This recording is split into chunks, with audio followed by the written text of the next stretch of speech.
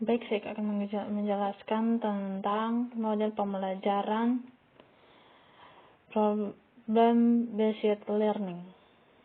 Metode ini merupakan suatu pendekatan pembelajaran yang berusaha menerapkan masalah yang terjadi di dunia nyata. Dengan ini, siswa akan dilatih berpikir kritis serta menemukan solusi. Ada 6 ciri. Yang pertama, kegiatan belajar dimulai dengan pemberian sebuah masalah. Yang kedua, masalah yang disuguhkan masih berkaitan dengan kehidupan nyata para siswa. Mengorganisasikan pembahasan seputar masalah bukan disiplin ilmu. Siswa diberi tanggung jawab maksimal dalam menjalankan proses belajar secara langsung. Siswa dibagi menjadi beberapa kelompok kecil, terjadi kolaborasi.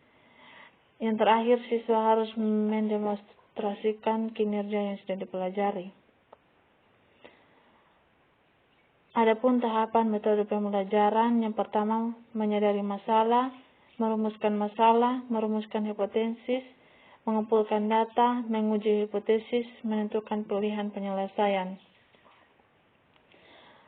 Kelebihan dari metode ini, yang pertama metode yang efektif untuk memahami isi pembelajaran, yang kedua menantang kemampuan siswa serta memberikan kepuasan untuk menemukan pengetahuan baru bagi siswa, meningkatkan aktivitas pembelajaran siswa, yang keempat mengaplikasikan materi yang selama ini diajarkan ke dalam kehidupan nyata, yang kelima mengembangkan pengetahuan baru hasil dari brainstorming, yang terakhir belajar bertanggung jawab atas pembelajaran yang dilakukan. Langkah-langkah metode tersebut, yang pertama orientasi siswa pada masalah, yang kedua mengorganisasi siswa, yang ketiga membimbing penyelidikan, yang keempat mengembangkan hasil karya, yang kelima analisis dan evaluasi. Yang kedua, cooperative learning. Pengertian cooperative learning adalah suatu model pembelajaran di mana siswa belajar dalam kelompok kecil yang mempunyai kemampuan berbeda dalam menyelesaikan tugas kelompoknya. Siswa anggota kelompok harus saling bekerja sama dan saling membantu untuk memahami materi pelajaran. Dalam pembelajaran kooperatif, belajar dikatakan belum selesai jika salah satu teman dalam kelompok belum menguasai bahan pelajaran. Ada 5 unsur model pembelajaran tersebut. Yang pertama, saling ketergantungan positif. Yang kedua, tanggung jawab perseorangan. Yang ketiga, tatap muka. Yang keempat, komunikasi antar anggota. Yang kelima, evaluasi proses kelompok. Tujuan cooperative learning. Yang pertama, hasil belajar akademik. Yang kedua, penerimaan terhadap perbedaan individu. Yang ketiga, pengembangan keterampilan sosial. Macam-macam teknik pembelajaran tersebut. Yang pertama, kancing gemerincing. Yang kedua, lingkaran kecil, lingkaran besar. Yang ketiga, jigsaw. Yang keempat, start. Yang kelima, kepala bermotor terstruktur. Yang keenam, 2 tinggal 2 tamu. Yang ketiga, project based learning. Pengertian model project based learning adalah metode pembelajaran yang menggunakan proyek atau kegiatan sebagian media. Peserta didik melakukan eksplorasi, penilaian, interpretasi, sintesis, dan informasi untuk menghasilkan berbagai bentuk hasil belajar. Kelebihan model pembelajaran berbasis project-based learning. Yang pertama, meningkatkan motivasi belajar peserta didik untuk belajar, mendorong kemampuan mereka untuk melakukan pekerjaan penting, dan mereka perlu untuk dihargai. Yang kedua, meningkatkan kemampuan pemecahan masalah. Yang ketiga, membuat peserta didik menjadi lebih aktif dan berhasil memecahkan problem-problem yang kompleks. Kelemahan model pembelajaran project-based learning yang pertama, memerlukan banyak waktu untuk menyelesaikan masalah. Yang kedua, membutuhkan biaya yang cukup banyak. Yang ketiga, banyak instruktur yang merasa nyaman dengan kelas tradisional, di mana instruktur memegang peran utama di kelas.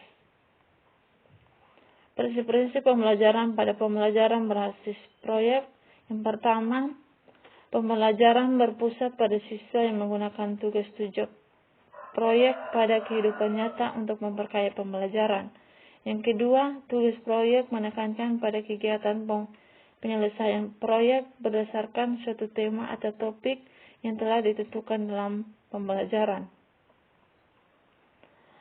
Peran guru dan peserta didik dalam pelaksanaan model pembelajaran. Yang pertama, merencanakan dan mendesainkan pembelajaran. Yang kedua, peran peserta didik. Inquiry, pengertian inquiry diartikan sebagai proses pembelajaran yang didasarkan pada pencarian dan penemuan melalui proses berpikir secara sistematis. Pengetahuan bukanlah sejumlah fakta hasil dari mengingat, akan tetapi hasil dari proses menemukan sendiri. Belajar pada dasarnya merupakan proses mental seseorang yang tidak terjadi secara mekanis. Sasaran penerapan model pembelajaran inquiry. Yang pertama, keterlibatan siswa secara maksimal dalam proses kegiatan belajar. Kegiatan belajar di sini adalah kegiatan mental, intelektual, dan sosial emosional.